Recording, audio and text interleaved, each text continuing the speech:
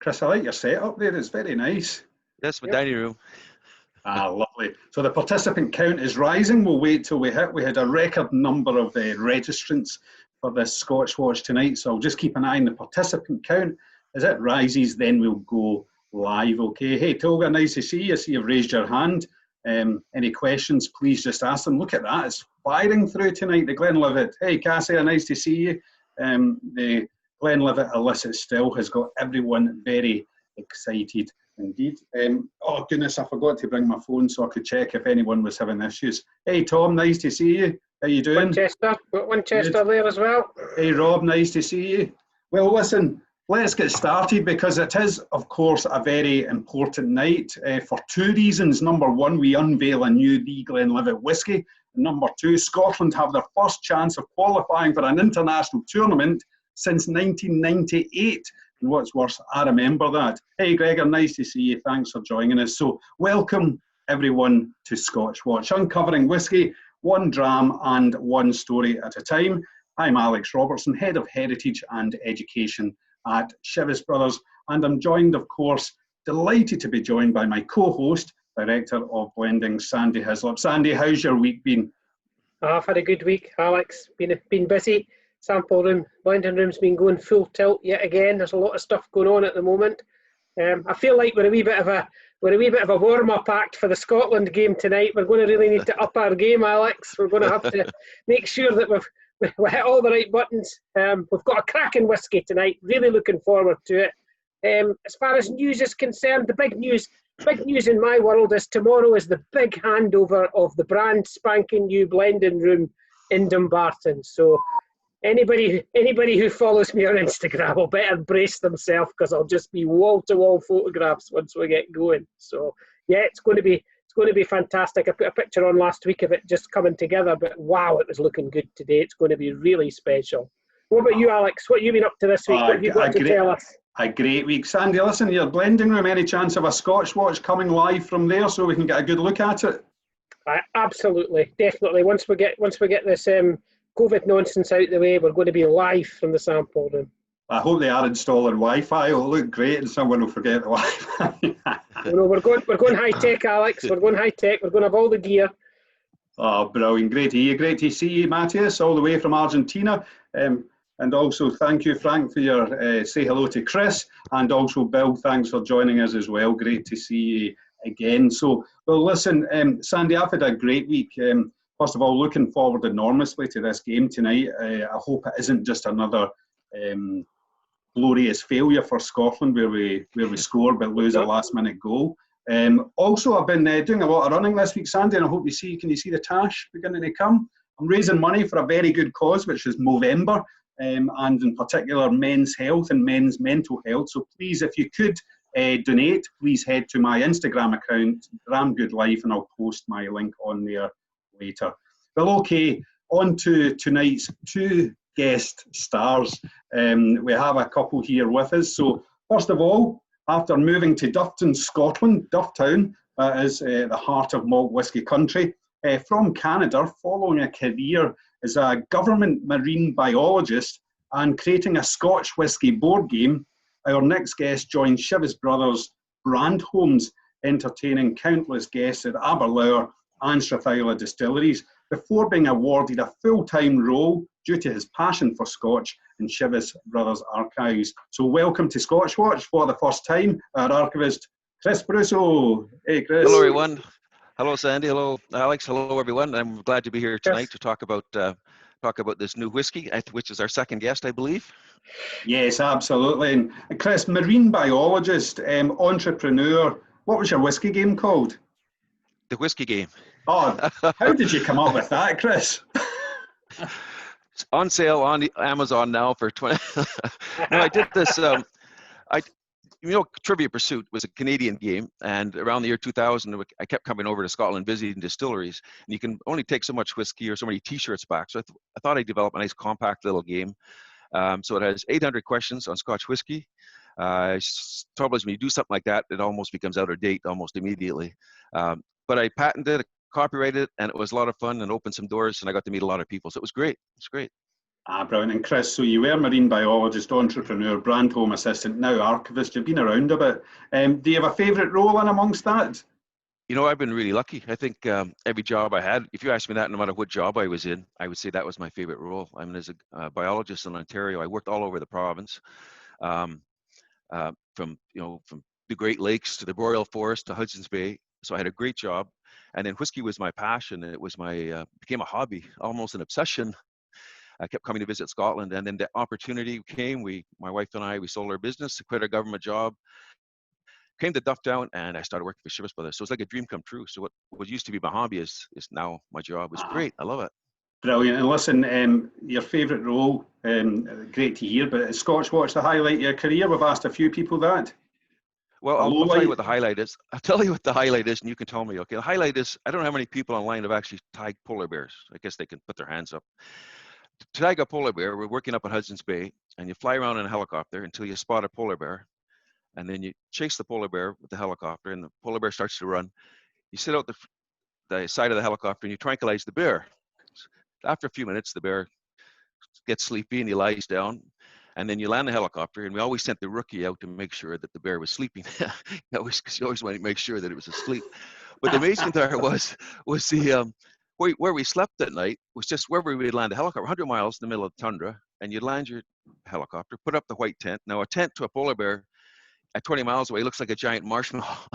So even though we slept with firearms under our pillow and we had this little electric fence around us, I never really trusted that much. So I'd always said to the staff, I want to sleep in the middle of the tent. And after a few days, they kept saying, Chris, why do you want to sleep in the middle of the tent? I said, because that polar bear comes sniffing for dinner. I want to have a meal first before he got to me. So that was probably a highlight of my career. So I'd have to put Scotch Watch right next to that.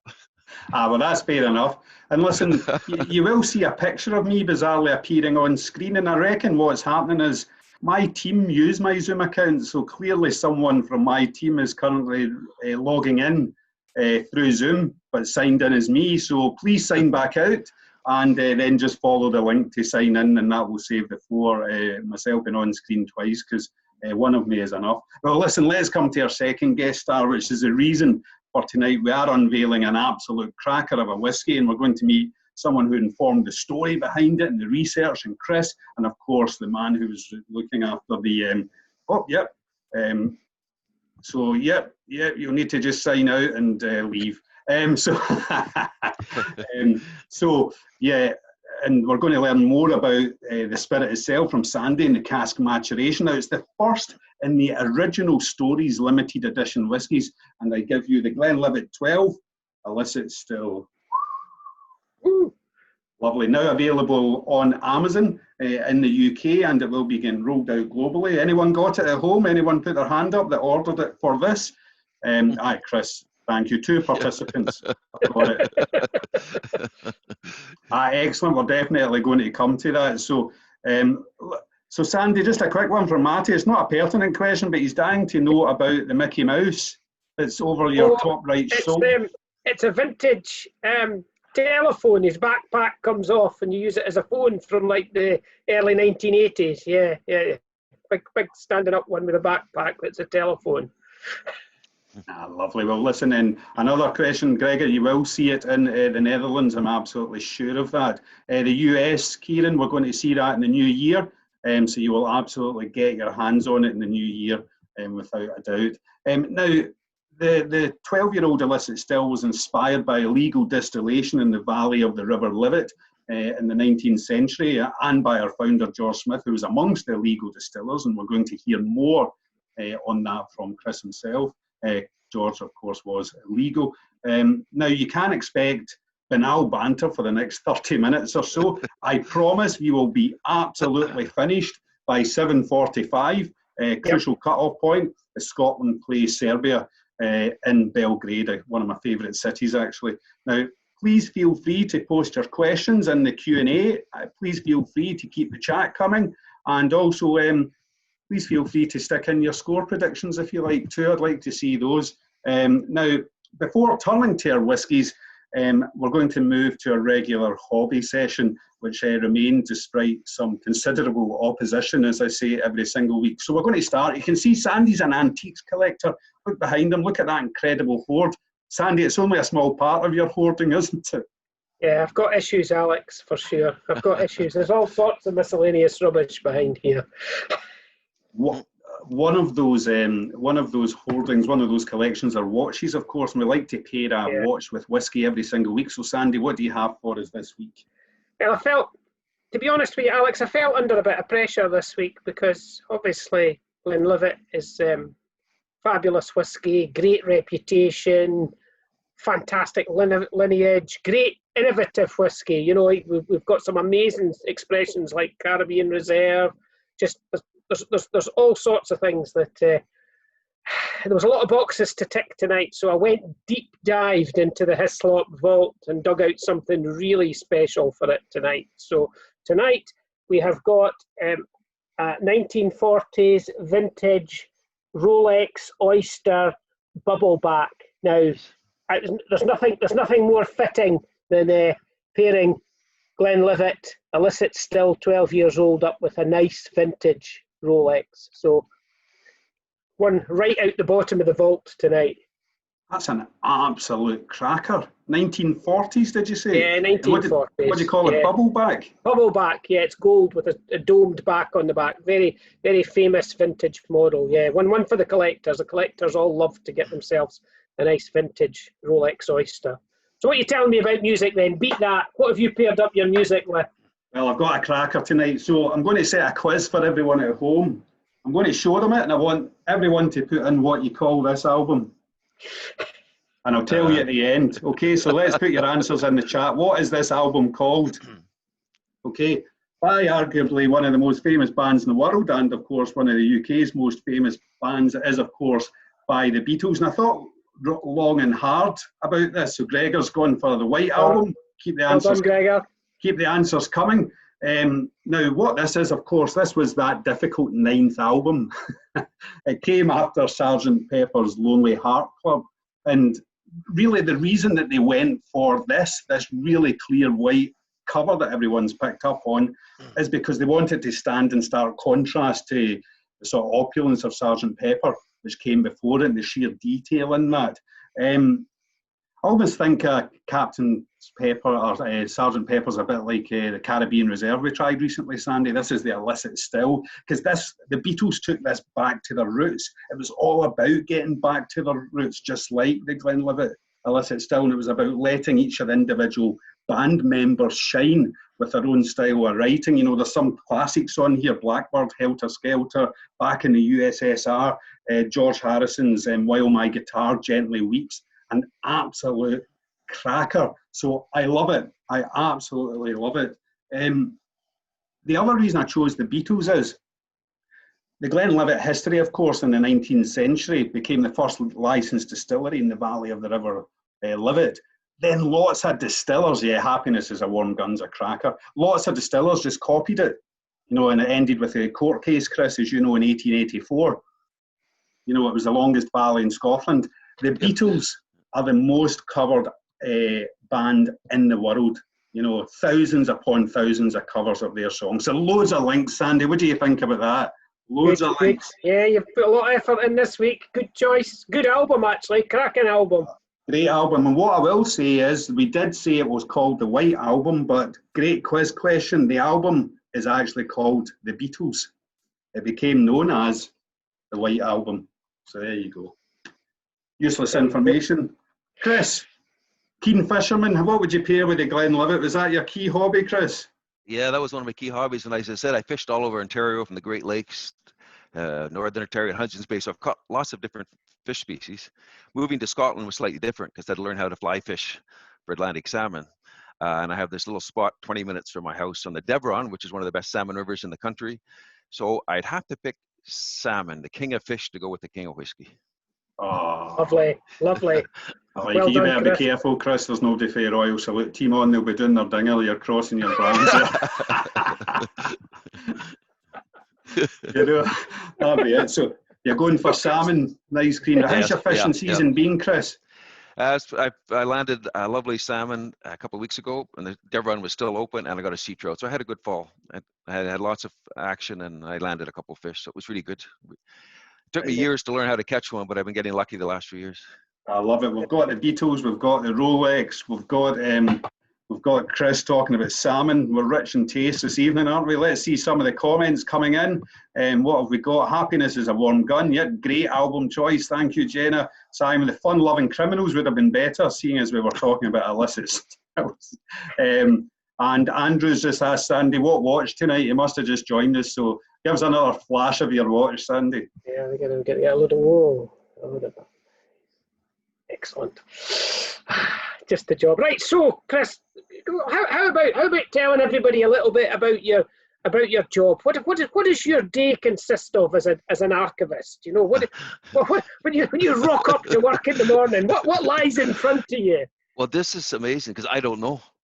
It's a varied job. It varies from day to day. I guess my primary role is to protect our heritage, to protect our history. We have over 200 years of history in our archive at Strathila, and we have a document going back to 1785. And if everybody wants to guess what that might be, you can put it in the chat. So we have very valuable documents, photographs, maps, plans, and so on that go back over 200 years. So one of the jobs is to protect that, preserve them, digitize them, catalog them, and record them. But that's just a piece of it. Then it's turning that heritage, that history into our heritage, to stories that we use today. Just we're going to talk about tonight about stories, because heritage is extremely important to Scotch whiskey, as we all know. People come from all over the world to visit our distilleries, at least they did, and they want to hear the stories about the founders and how the history of whiskey. So I get involved in education, where right now we have a website where we can promote the history of the company and heritage.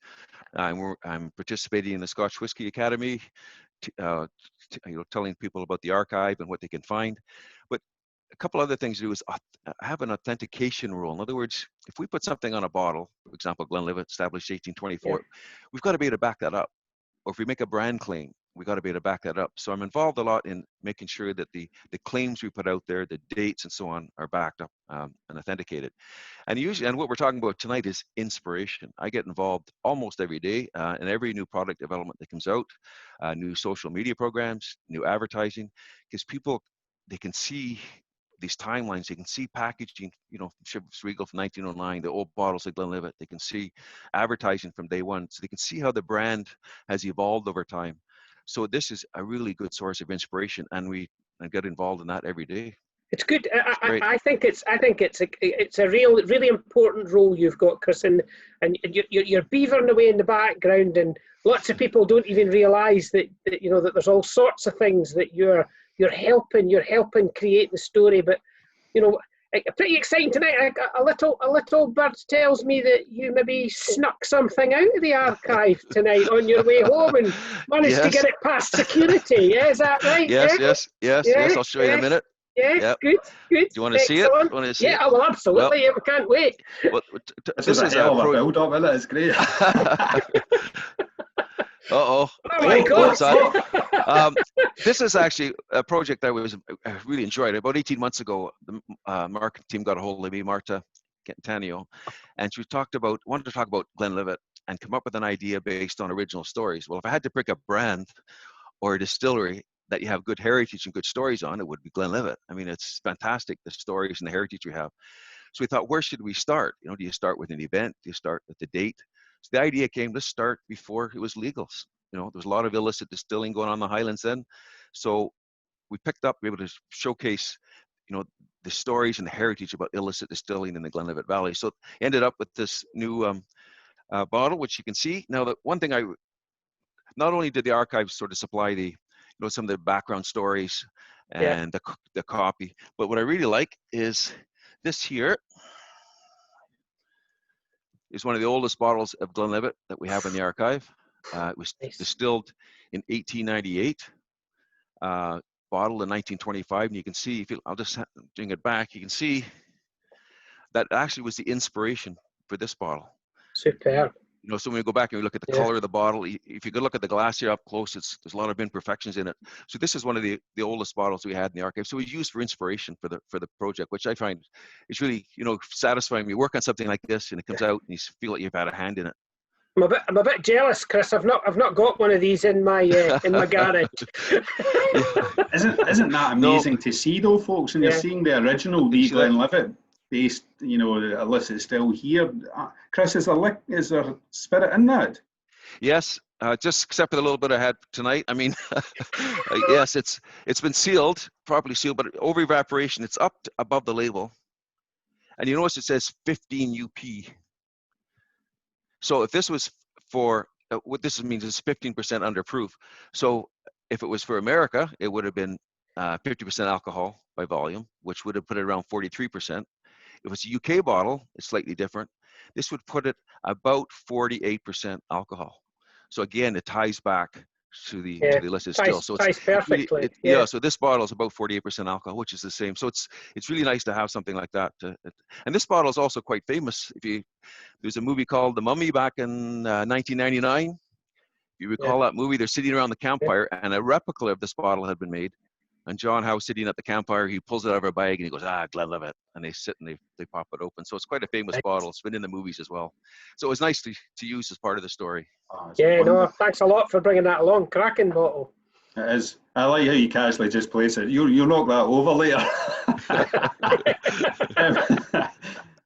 Chris, I know you and I work in the archives together, and it's a real passion project for us both. We absolutely love it. And a couple of questions have come in. First of all, Mark, no, it's not. You can log into Scotch Watch anytime and listen to this sheer banality. Gordon McPhail's asking, Chris, have you ever fished for northern pike in Scotland and or Canada?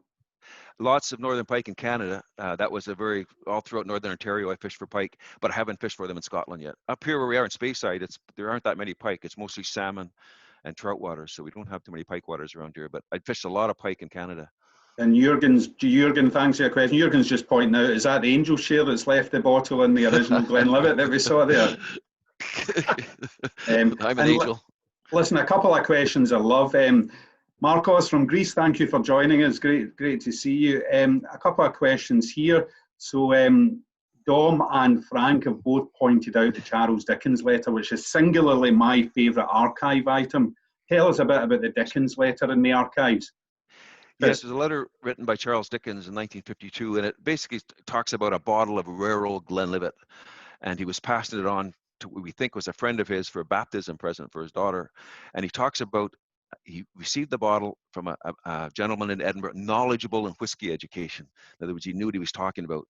And he toasted his friend by saying, you know, I pass this on to you, and I drink heartily as I do to you. So it's a lovely letter. We have the original letter. So, you know, one of the things about working in the archive, and we can talk about this letter, but you can actually come in the archive and you can pick up a letter written by Charles Dickens in 1852.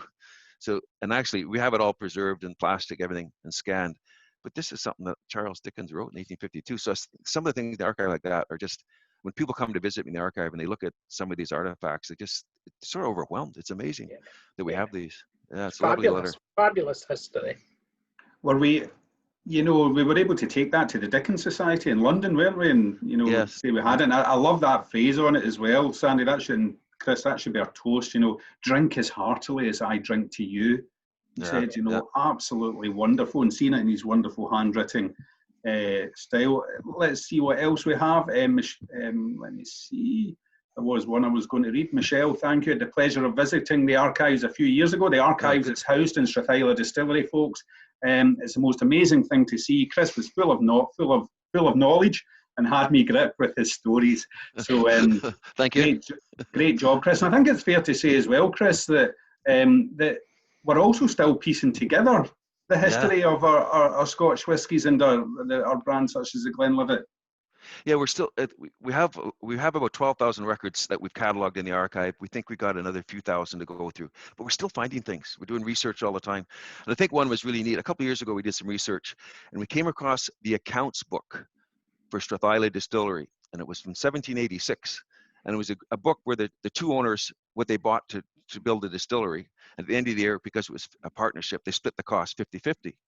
So on June 22nd, 1786, what would you buy if you're going to start building a distillery? Well, they bought 2 shovels, a wheelbarrow, a sand harp or a sieve, some stone, and some advice. So, you know, we just came across a couple of years ago that shows that Strathila Distillery, the construction basically started on June 22nd, 1786. So we're still finding things all the time. We just came across this.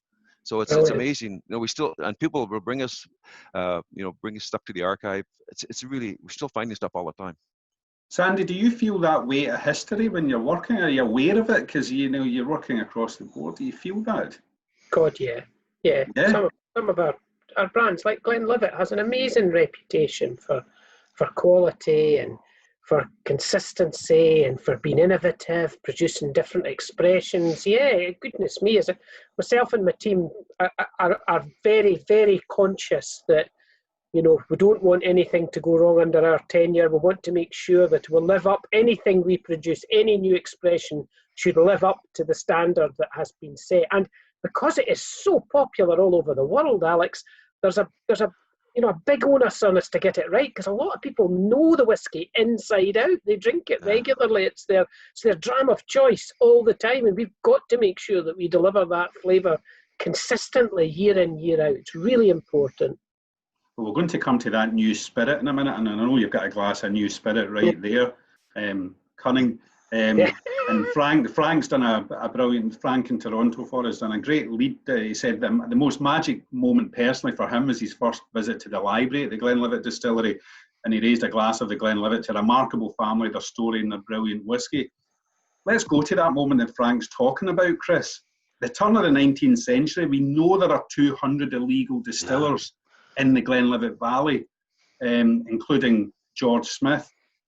Why the Glenlivet? Why there? What else do we know about that time? It was a fairly lawless time too, as far as we know. Yeah, it's amazing, because we know that just about every bothy in Glenlivet was making whiskey illegally. Now, what happened, we got to look at the laws at those times. There were quite high excise duties. You had to use a larger still. There was a high malt tax on barley. So what was happening, the lowland distilleries were basically trying to cut costs, and they didn't produce quite as a quality of product. But in Glenlivet, the Highlanders, there's no way they weren't going to pay those license fees. And I got a quote from the Duke of Gordon, who was actually quite responsible. He was responsible for changing the act in 1823, and he says, the Highlanders, he said, were born distillers. Whiskey was their beverage from time immemorial, and they would have it and would sell it too, when tempted by so large a duty. So basically, what he's saying, they're going to make their whiskey. They've been doing it forever, and they're going to sell it illegally. So basically, every bothy in the whole Glenlivet area was producing whiskey. And they think, but Glenlivet whiskey, we have records in the archive before 1824.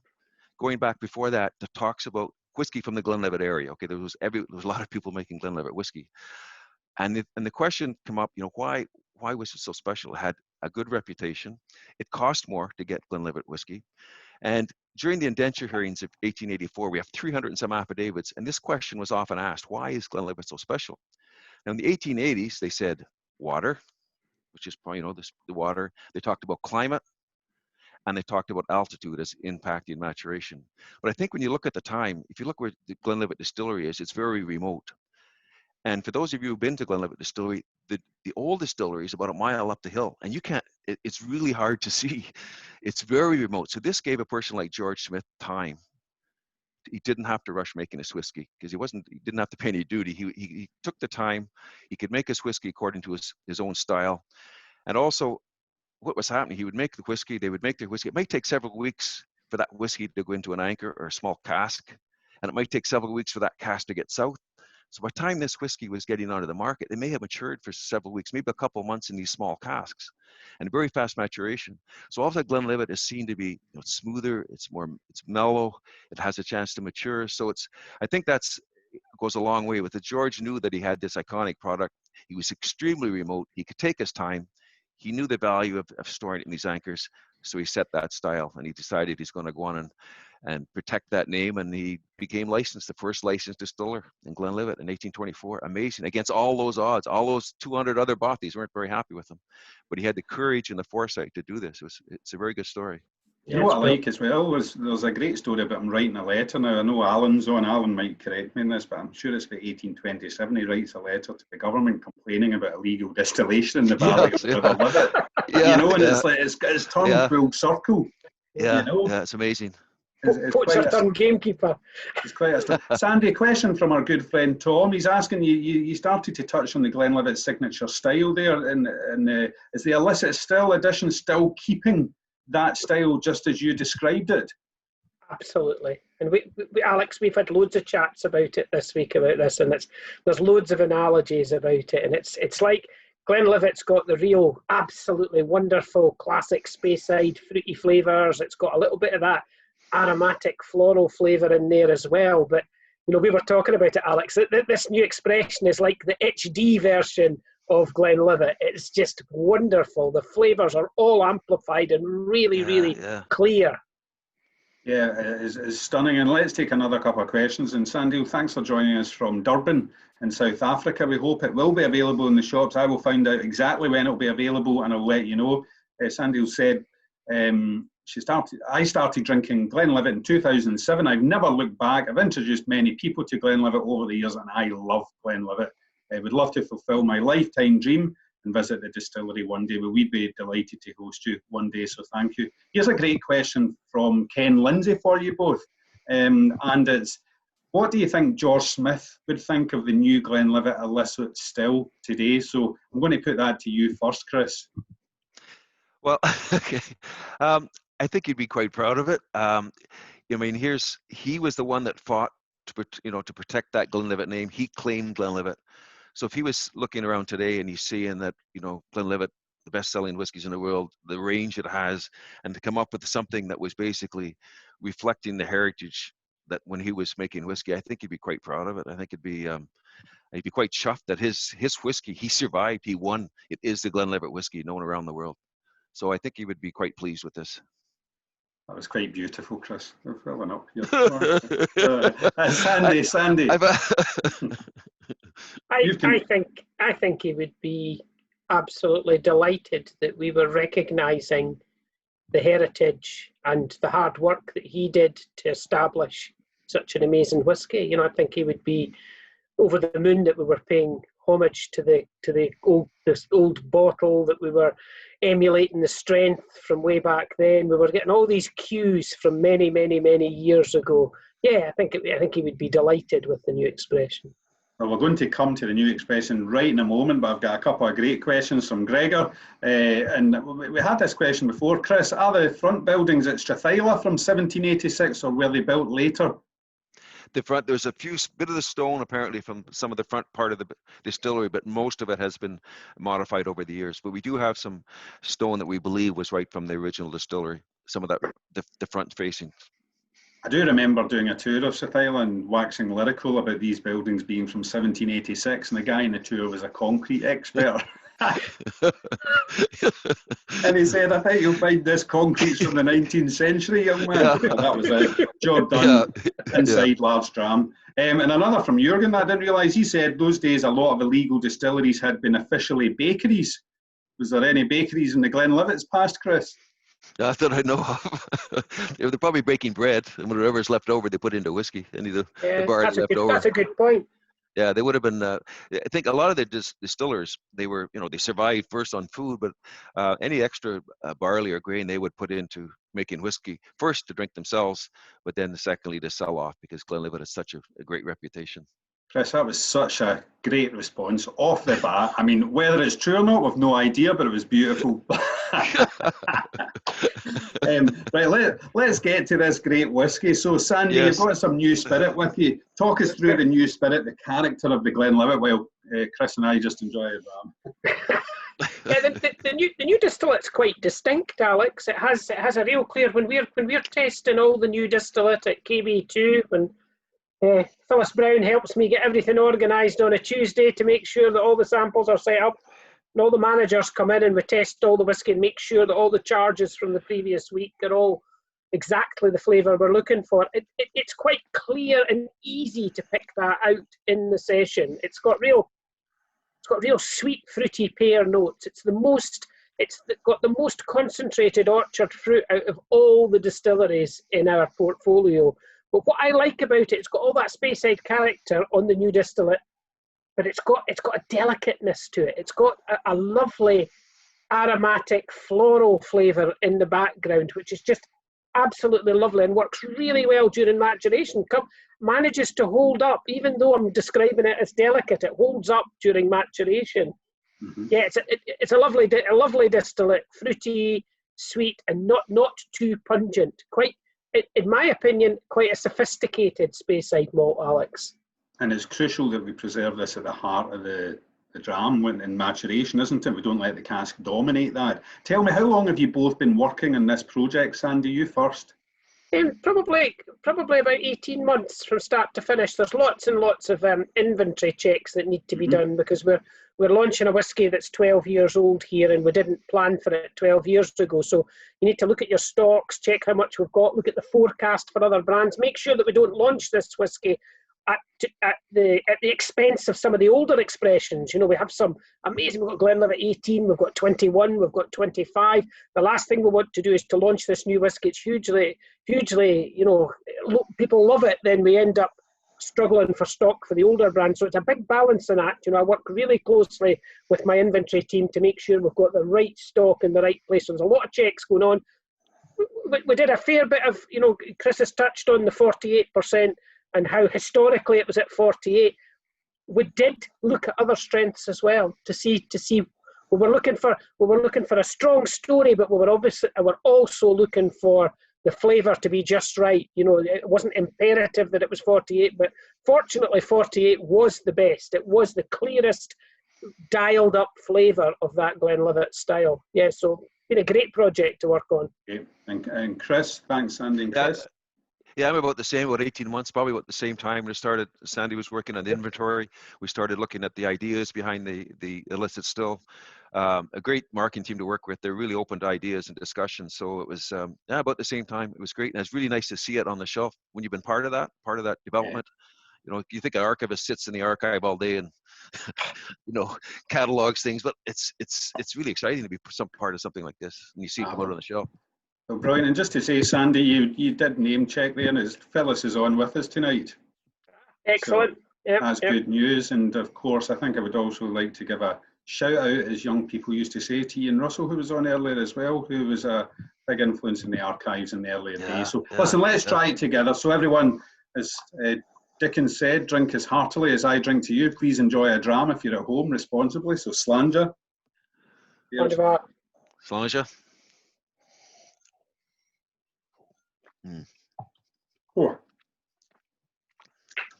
48%, non-chill filtered. Sandy, talk us through the flavour profile you're getting there.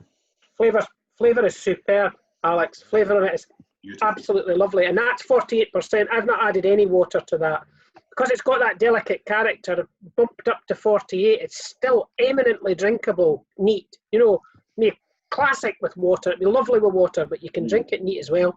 It's got that pear flavour comes through really, really well. Right from the new distillate. It's got all that DNA right back to the original new spirit. But when you taste it, it's just awesome. It's got,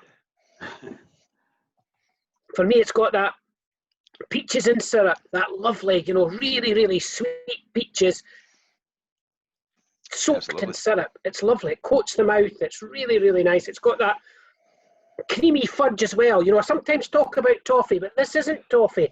This is fudge. It's softer. It's that real lovely soft fudge in there.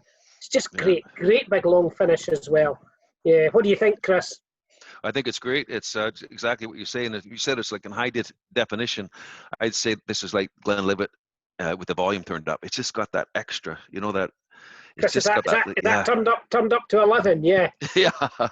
Turned up as high as you can go. It's really lovely. Yes, I agree with that. Very fruity. Peaches, pears, you know, a little bit of sort of, you say, fudge at the end. Lovely.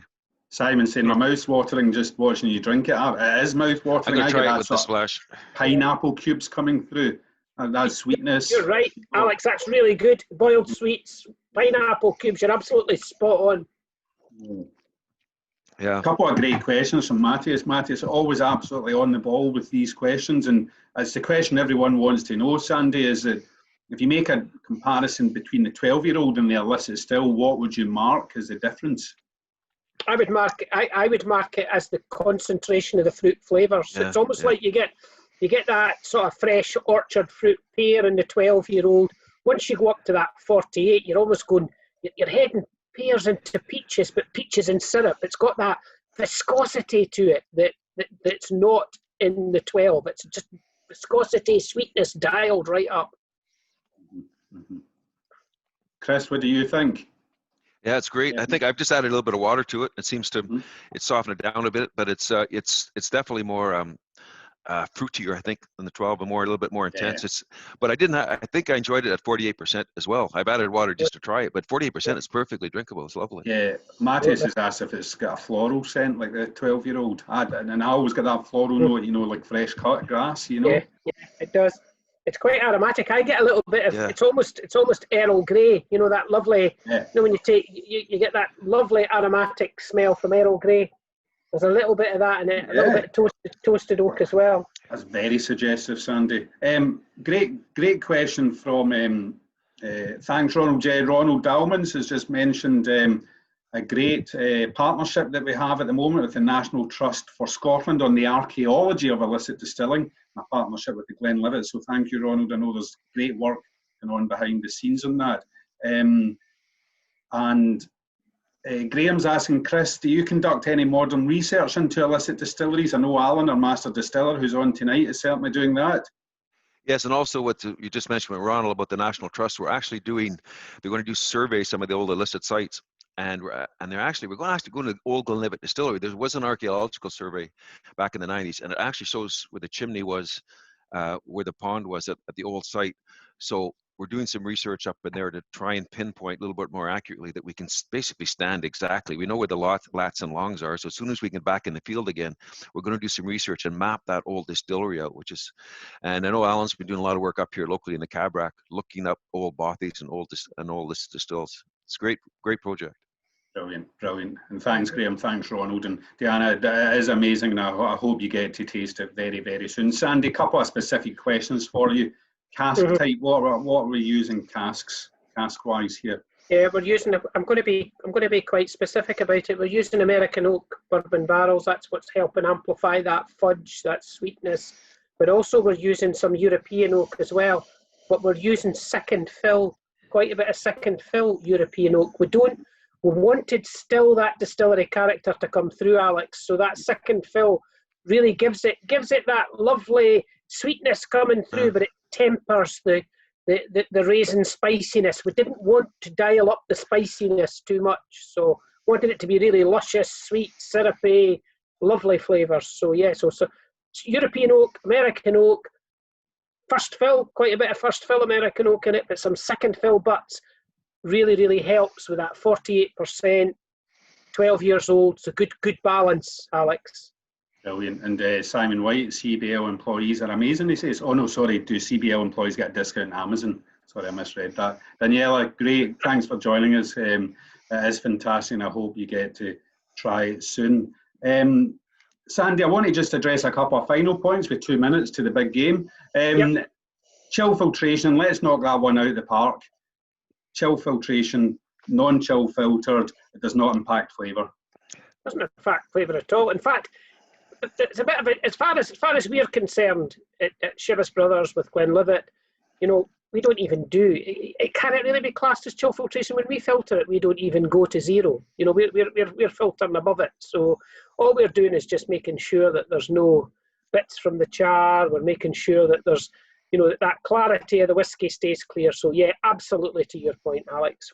It's not affecting the flavour at all. We spend a lot of time and effort, and our vat building team, our filtration team, are fastidious at making sure that we filter it without affecting the quality of the spirit.